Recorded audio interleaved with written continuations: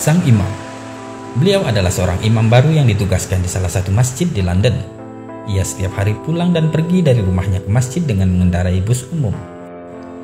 Di Inggris, orang yang biasanya menggunakan bus membayar ongkos bus tersebut dengan menggunakan kartu atau langsung membayar ke sopir karena bus tidak memiliki kondektur. Setelah membayar, baru kemudian penumpang mencari tempat duduk yang kosong. Hari itu, seperti biasa dia pergi ke masjid. Good morning, sir. Sang imam tentu saja dia menggunakan pakaian khasnya sebagai imam, dan orang pun akan langsung tahu bahwa dia seorang muslim. Ketika bus datang, dia naik dan seperti biasa dia membayar ongkos pada sang sopir. Karena hari itu dia tidak ada uang pas, maka ia membayar dan mendapatkan kembalian dari sang sopir.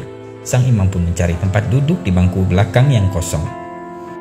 Di tempat duduknya, sang imam menghitung uang kembalian dari sopir yang ternyata lebih 20 sen. Ia menyadari bahwa uang kembalian dari sang sopir ini lebih 20 sen. Sejenak ia pun terpikir, uang ini dikembalikan atau tidak.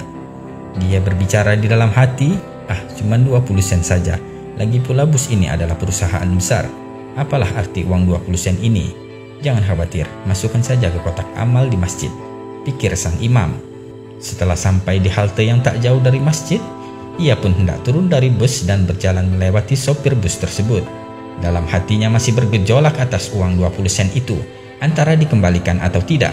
Namun ketika sampai di dekat sang sopir, spontan sang imam pun mengulurkan tangannya, memberikan 20 sen itu kepada sang sopir sambil berkata, "Maaf Pak Sopir, uang kembaliannya tadi berlebih 20 sen.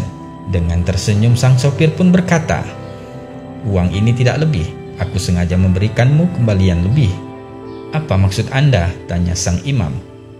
"Ketahuilah, sudah 3 tahun ini aku mencari tahu tentang Islam, dan aku melihatmu berpakaian seperti seorang muslim. Bukankah Anda imam baru di masjid itu?"